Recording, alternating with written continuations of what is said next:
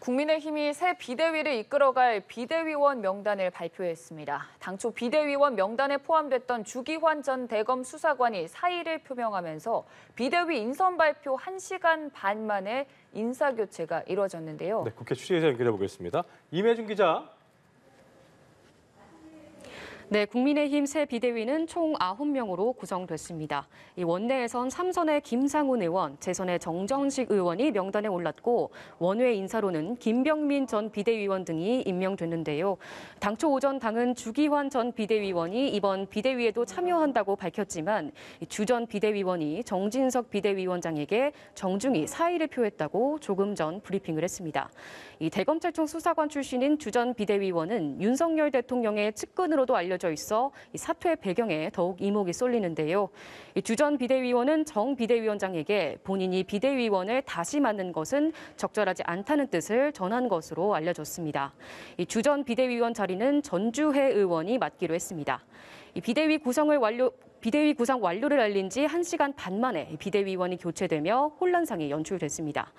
당은 오늘 오후 2시 상임 전국위를 열고 의결 절차를 밟아 새 비대위를 공식 출범시킨다는 계획입니다.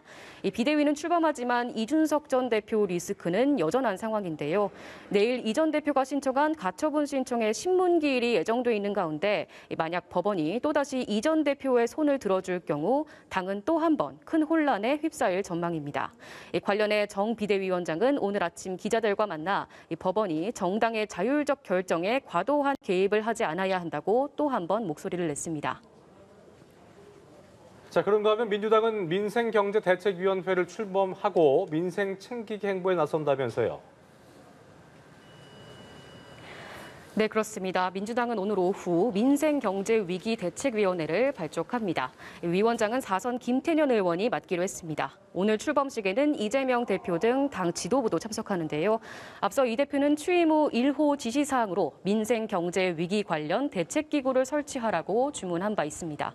이 대책위에선 고물가, 고환율, 고금리 등 3중고 대응과 다양한 민생 개혁 방안들이 논의될 전망인데요. 연휴 직후 강한 민생 드라이브로 당대표를 둘러싼 사법 리스크를 돌파하겠다는 의지로도 풀이됩니다.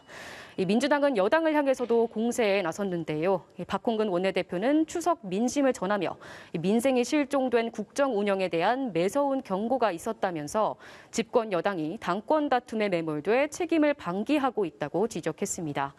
국민의힘 권성동 원내대표는 이 대표의 사법 리스크 문제와 관련해 민주당이 이재명 대표 개인의 정치적 인질로 전락했다며 야당 스스로 정치인 이재명과 손절할 수 있는 기회를 제 발로 걷어찼다고 맞받았습니다.